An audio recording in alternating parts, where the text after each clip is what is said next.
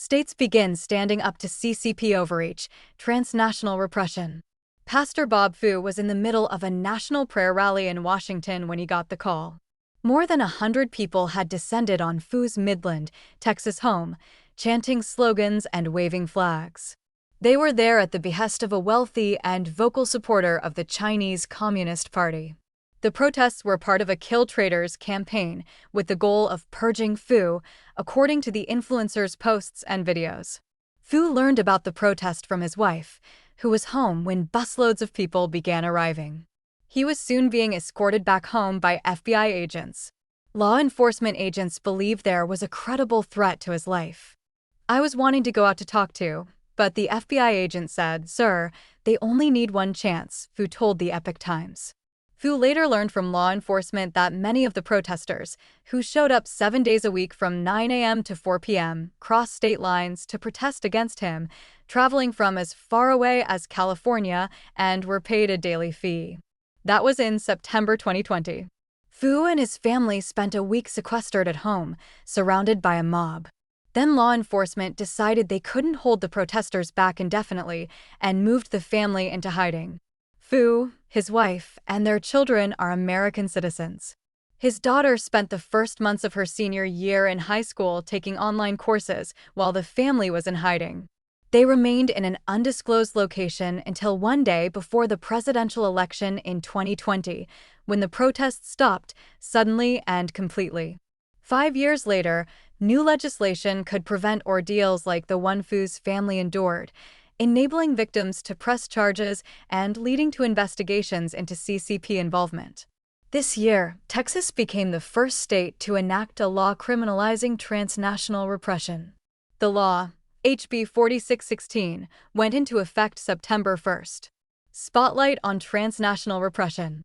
While the name is new, the phenomenon of transnational repression is anything but new, Russian Abbas told the Epoch Times. Abbas began speaking out about the plight of the Uyghur people in the 1980s. After she participated in a protest in the United States in 1990, her father, a scholar at the height of his career, was forced to retire from his job in Xinjiang. A CCP-controlled council removed him from his position. "That is transnational repression. We just didn't know what to call it. There was no name," Abbas said. "The reason we are hearing now more about transnational repression is we were able to give it a name." In 2021, Freedom House published its first transnational repression report, bringing global attention to the term. The human rights organization documented 608 cases of direct, physical cases of transnational repression since 2014. Giving a name to the practice provided clear talking points and gave lawmakers specific points to address through policy, advocates say. In 2022, Representative Adam Schiff introduced the Stop Transnational Repression Act of 2022 to criminalize transnational repression. In 2023, Senator Jeff Merkley introduced the Transnational Repression Policy Act to require sanctions on perpetrators. In 2024, Representatives Anthony Desposito and Schiff introduced bills to aid and require the reporting of transnational repression. None of those bills made it to the floor. Now, lawmakers have reintroduced several of the previous bills and introduced a fresh crop of bills aimed at countering transnational repression. Some of the new bills include Representative August Pfluger's Countering Transnational Repression Act of 2025, which would direct the Department of Homeland Security to create a working group focused on the issue. Representative Seth Magaziner's Strengthening State and Local Efforts to Counter Transnational Repression Act, and Representative Gabe Evans's Law Enforcement Support and Counter Transnational Repression Act, which would require a public service announcement campaign about transnational repression. Fu and Abbas have both testified to policymakers about CCP activity on American soil and assisted lawmakers' efforts to draft legislation to counter the CCP's overreach. After Texas enacted its transnational repression law in early September, the California Senate passed a bill that would implement training to help law enforcement recognize and respond to transnational repression. The bill, SB 509, is currently awaiting California Governor Gavin Newsom's signature. According to a Freedom House report, the CCP conducts the most sophisticated, global, and comprehensive campaign of transnational repression in the world. Due to the CCP's growing power internationally, its technical capacity, and its aggressive claims on ethnic Chinese around the world, its transnational actions pose a long-term threat to rule of law systems in other countries, the report warns. The CCP is not the only perpetrator. Iran, Turkey, Rwanda, Russia, and Saudi Arabia are also known to engage in transnational repression, with tactics ranging from assassination to cyber intimidation, to holding family members hostage, to using Interpol red notices to control dissidents' mobility. In June, the Group of 7 nations condemned transnational repression in a joint statement, calling for the development of a response framework to detect and stop it. Cyber tactics drive transnational repression. In subsequent annual updates to its Transnational Repression Report, Freedom House has warned that the practice by authoritarian states is becoming an increasingly normal phenomenon. This acceleration is in large part due to cyber techniques. Fu hasn't seen a repeat of the 2020 mass protests, but said he frequently receives threatening messages. And as he travels the country for his foundation and advocacy work, he has received calls from local police departments who have received bomb threats under his name. When he traveled to Washington recently, he received a message that a taxi had arrived to deliver him to the Chinese embassy into the hands of the CCP. The cyber component of transnational repression is constant and unending, Abbas said. She has been the target of phishing campaigns and cyber attacks, which Google and Microsoft confirmed were carried out by Chinese state actors. In addition, several ongoing social media campaigns appear to be aimed at attacking her character and misleading her followers. Multiple accounts impersonate Abbas, including many spreading posts that claim her advocacy work is purely profit-driven. It's a tactic that many targets of CCP transnational repression have experienced. One account has posted photos of her at various events, with exorbitant price tags added to her wardrobe, claiming, for instance, that a $10 thrifted strand of pearls costs thousands. Other social media accounts make slanderous claims that Abbas or her husband is having an affair. And when Campaign for Uyghurs or partner organizations post information about events, multiple posts will appear, seeming to promote the same event, but listing the wrong date. Abbas and her team report each post they encounter, but their reports usually go unanswered. It's psychologically draining, she said. Every day I wake up and see something new. None of that deters her, she said. It was transnational repression that pushed Abbas into advocacy for Uyghurs full-time, after all.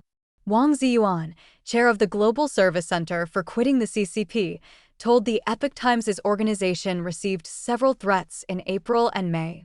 The Quitting the CCP movement is called Tuidong in Chinese, or withdraw from the party.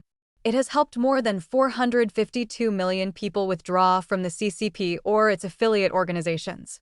Wang's online platform tracks and helps Chinese process these withdrawals. Wang said he received threats of bombings, mass shootings, and car accidents. The threats also named the Falun Gong practitioners and supporters as targets. The organization's information booth has also been physically attacked. America should stand up to the CCP's show of force against groups like Falun Gong, Wang said. Falun Gong, also known as Falun Dafa, is a spiritual practice that teaches the 3 principles of truth, compassion, and tolerance. Introduced to the public in China in the early 1990s, it gained widespread popularity, with 70 million to 100 million practitioners by the end of the decade, according to official counts. In 1999, the CCP banned the practice and began a whole-of-state persecution to eradicate it. Falun Gong practitioners in China have been subjected to wrongful detention, torture and brainwashing, forced labor, and live organ harvesting. Victims need legal framework. In 2018, Abbas participated in a Hudson Institute panel on the CCP's persecution of Uyghurs. 6 days later, her aunt and her sister, Gulshan Abbas, disappeared. Though Abbas suspected the CCP had taken her sister in retaliation, she would not receive confirmation of that until 2020, when she learned that Gulshan had been secretly charged and tried for terrorism and sentenced to 20 years in prison. But there's nobody, no law, no legislation or legal solution to protect us, Abbas said. Over the years, Abbas has made many statements to the FBI, but nothing happens, she said. They are very concerned, very diligent, caring, and they take detailed information. I'm deeply grateful for the attention and support they have shown, she said. But the reality is, we still lack the essential legal framework to address effectively or confront transnational repression and hold state actors accountable for those abuses. And there's no way to hold social media companies accountable for allowing the kinds of attacks she has experienced, she added. The CCP is trying to intimidate, silence, and discredit its critics, Abbas said, and a law that would criminalize transnational repression is not only necessary, but long, long overdue. For communities like the Uyghur diaspora and the Hong Kong activists, and the Tibetans, and the Falun Gong practitioners, and the Chinese dissidents, transnational repression is a reality that we live in our daily lives, she said. Fu says successful legislation needs to have real teeth. Those transnational repressors sent by the CCP, or even their volunteers here, should be held accountable to the maximum extent of the law. Especially those who are not American citizens, some even illegal aliens, they should really immediately be deported, he said. Some policymakers say that some transnational repression involves actions that are already illegal, like cyberstalking, attempts to bribe public officials, or acting as unregistered foreign agents. To that end, some of the legislation introduced aims at comprehensive training for law enforcement. Fu agrees that training is necessary. Back in 2020, he said, it was clear that law enforcement responding to his case didn't really understand what was going on. Why were pro-CCP activists calling a Christian pastor a CCP spy? Why would the Chinese regime back efforts to send 100 to 200 people to a critic's home halfway around the world? Joel Ng, a Falun Gong practitioner in California's Bay Area, was those who briefed California State Senator Ana Caballero's office as she drafted legislation to give law enforcement training on transnational repression. Ng says Chinese-speaking Falun Gong practitioners often gather near the Chinese consulate in San Francisco to raise awareness of CCP persecution of this spiritual practice. Among them are those who experienced the persecution firsthand in China. They have come to expect harassment from pro-CCP activists as they hand out flyers about Falun Gong. 20 years ago, local law enforcement might have dismissed the incidents as personal arguments between Chinese, he said. In recent years, there is more awareness of the CCP's transnational repression tactics, capturing public opinion. As the phenomenon gained a name, human rights and religious freedom advocates have been vocal about the need to counter transnational repression. Now, they warn, the CCP is engaging in influence operations that aim to reshape Americans' views to match the Chinese regime's.